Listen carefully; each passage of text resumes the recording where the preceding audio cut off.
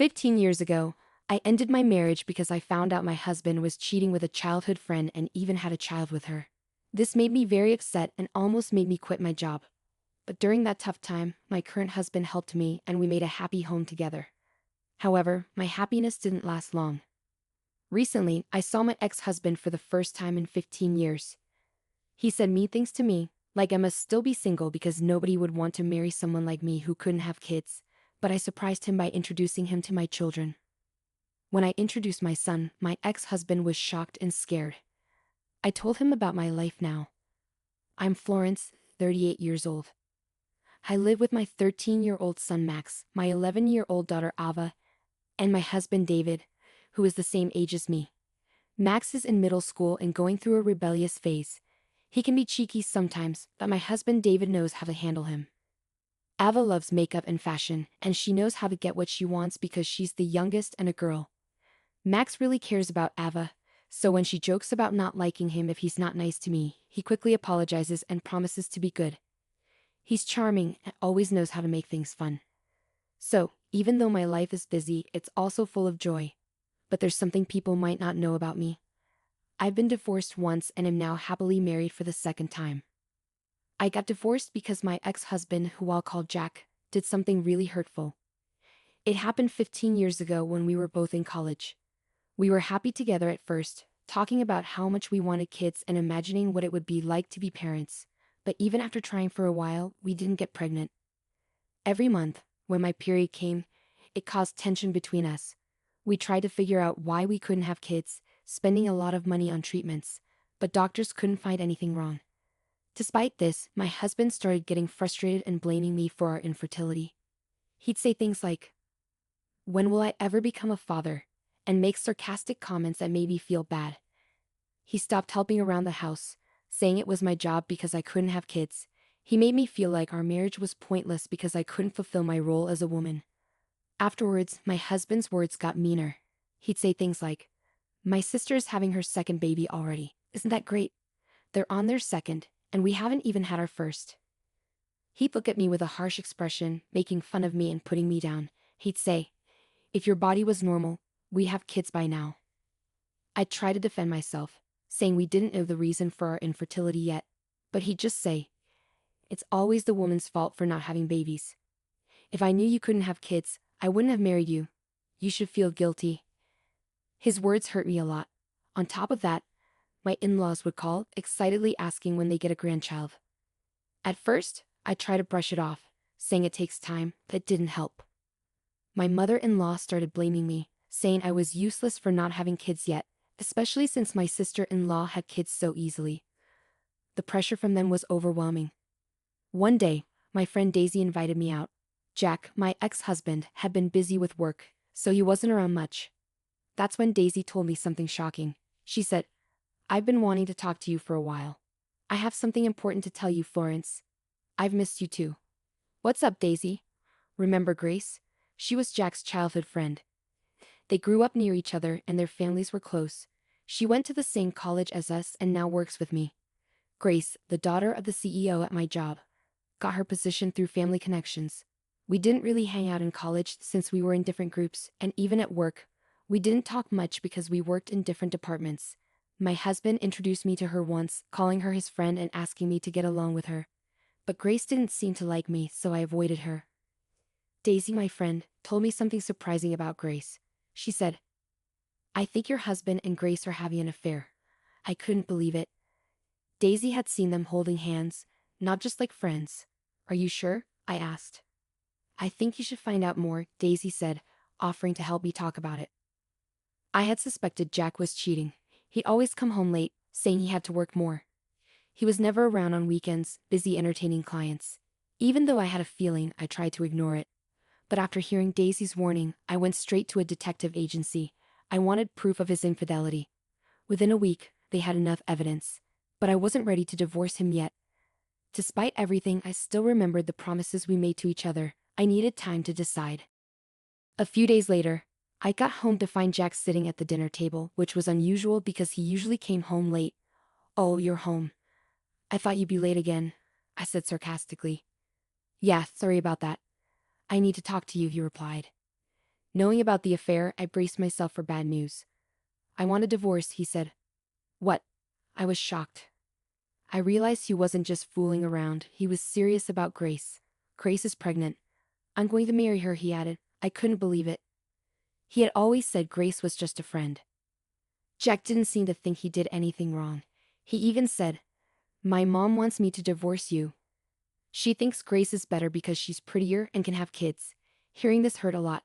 Tears filled my eyes as Jack left, saying he was going back to Grace. I was too hurt to stop him.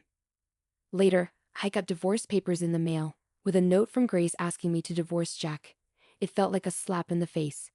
I wanted to say, "No, you're the one who took my husband." But I realized arguing wouldn't change anything. I was left with so many questions. Why was I being blamed? I couldn't just accept the divorce quietly. Determined to stand up for myself, I used the evidence I gathered from the detective agency to start divorce mediation. A few days after filing, I got a call from an unknown number. When I answered, I heard Grace, Jack's mistress, yelling at me. She was furious that I had started a lawsuit. I calmly explained that it was the right thing to do given the situation and that I knew about her inappropriate behavior. She demanded compensation, even though she was pregnant. Her harsh words hurt me deeply. I told her we could discuss everything officially during the divorce mediation. In the mediation, the court recognized Jack and Lee's relationship as infidelity based on the evidence. Jack tried to blame my infertility. The court didn't buy it because there was no proof of my infertility within just a year of marriage. In the end, I received $220,000 as alimony from Jack and $110,000 from Grace. After finalizing the divorce, I hoped to move on, but the aftermath was far from over. The affair between Jack, Grace, and me became gossip among our friends, especially since we all went to the same university. Shockingly, some rumors suggested I hid my infertility and tricked Jack into marrying me. Some friends even sympathized with Jack and Grace, which felt awful. The situation got worse at work because Lee, Grace's father, was my company's president.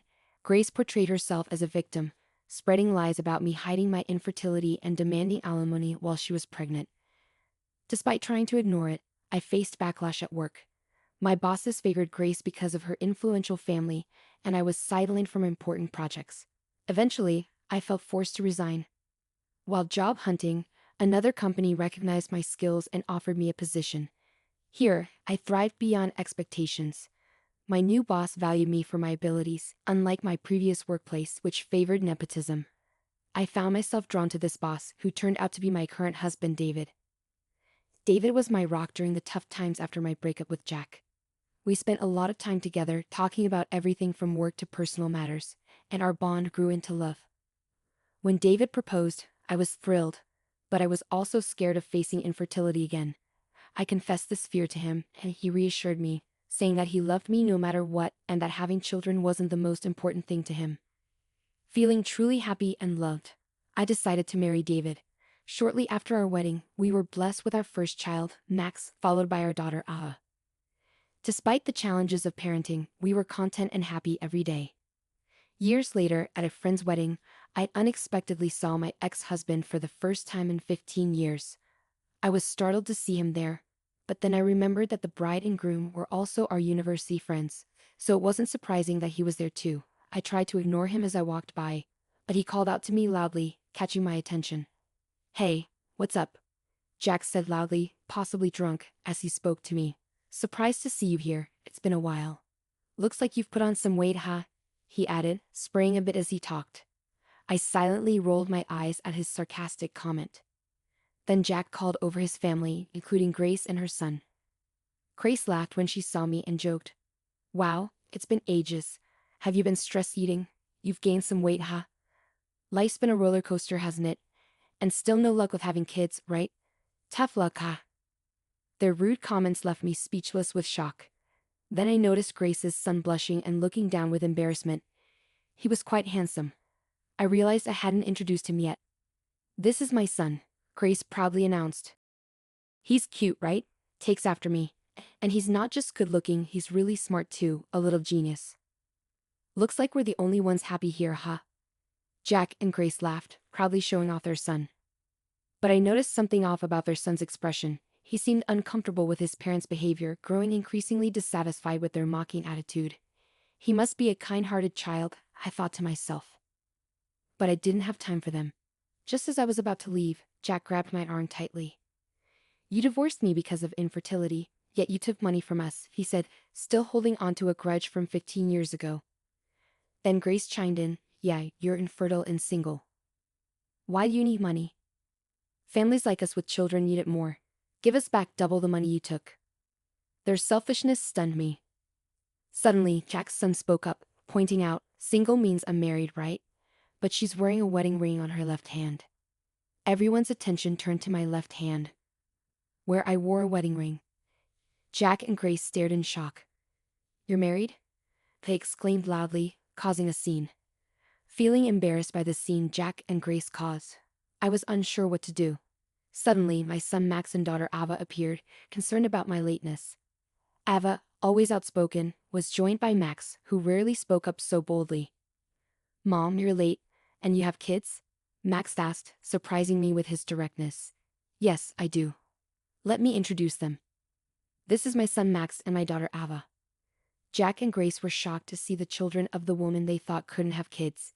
Grace looked closely at my son, and after a moment, they began to speak in a more mature tone, though their voices sounded strained. They seemed curious about Max's uniform. He came straight from school with my husband, so he's still in his uniform. And yes, he goes to that famous private middle school, I explained.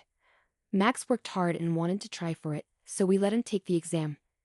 He passed and has been attending since this year. Indeed, Max excelled academically and was enrolled in a prestigious local school. No way, he can't be your son, my daughter exclaimed, joining the conversation. She plans to take the same school's exam next year, I added proudly. Yeah. And Max is amazing. He won a violin contest, Ava chimed in. Violin? I thought I recognized him. He was on TV recently, Grace exclaimed. Oh, you saw that? Yes, he's been getting quite a bit of media attention lately. He was coming back from violin practice today, I explained. Grace and my ex-husband were speechless. You were supposed to be infertile. How could you have children like this? Jack protested. We're all happy now, and that's what matters. Let's not involve each other anymore, I said firmly, ready to leave with my kids. Just then, my husband David arrived. Jack's face went pale at the sight of him. Is your husband by any chance the young Mr. Lopes who became the president of Resident last year? Jack asked, recognizing David. Indeed, David was the president of a company that had ties with Grace's father's firm. I had switched jobs and met David there. Last year, he was appointed as the president of the company, recommended by the then president. Ah, I'm Lopez. My husband introduced himself, confused by the tense atmosphere. Sensing the tension, Max explained. We heard these people calling Mom infertile and fat. So, Ava and I came to help her out. I realized they must have overheard my ex-husband and his wife insulting me earlier. My husband's expression hardened as he realized the situation. I heard rumors, but I didn't expect a lack of decency, he said firmly. Jack started making excuses, trying to flatter my husband, while Grace protested. They began arguing, and their son, who had been silent, finally spoke up. Let's stop this already. It's terrible how you're talking about this lady, calling her fat and infertile, and demanding money back. It's embarrassing for me, he said tearfully. And what's this about an affair? Am I a child born from an affair? Am I an unwanted child? He continued, his voice full of anguish. Jack and Grace became visibly unsettled. Oh well, it's not like that. Grace tried to defend herself, but she couldn't ignore the stares from the other guests. Blushing deeply, she looked down in embarrassment. Though I couldn't forgive Jack and Grace, I admired their son for his sense of justice and kindness. Wanting to support him, I was about to speak, but my husband spoke up first. Thank you for standing up for my wife and defending her from insults. You're a kind child, my husband said, patting the boy's head. With a smile, I decided to speak up too. But maybe I am a bit chubby. However, that's not the point. Actually, I'm pregnant, I announced, gently stroking my belly. I was already pregnant with our third child. At that time, I was on maternity leave. Turning to the tear-filled eyes of the boy, I continued, your mom also nurtured you in her belly with great care. You're not an unwanted child. Your mom and dad love you and are proud of you, right? Looking at Jack and Grace, I waited for their response. The boy looked at them hopefully and asked, "Really?" Jack and Grace quickly nodded, assuring him, "Yes, yes. You're our pride. You're very important to us." Seeing the boy smile, I felt a sense of relief. "Let's get back to our seats for now." "It's a day of celebration," I suggested. Each family returned to their seats, and the chaotic scene came to an end. The wedding concluded successfully, and as we headed to the station, Grace and Jack approached us with their son, holding hands. Max and Ava had been protective of me, but my husband chuckled and calmed them down. Grace and Jack offered their apologies. "Sorry about everything. We truly regret our actions today." "Thank you for earlier," they said. It was the first apology I had received from them in 15 years. Perhaps having a child had changed them a bit. I just laughed and said, "Really? After all this time?" With that, I turned my back on them and began to walk away. Max offered to carry my bags, taking the one marked with maternity. Ava cheerfully dragged a coat over my shoulders. Despite their young age, they were looking out for me during my pregnancy. "All right, tonight's dinner will be Dad's homemade hamburgers, Max and Ava's favorite." "Thank you." I vowed to protect the smiles of my beloved family, leaving behind the pains of the past.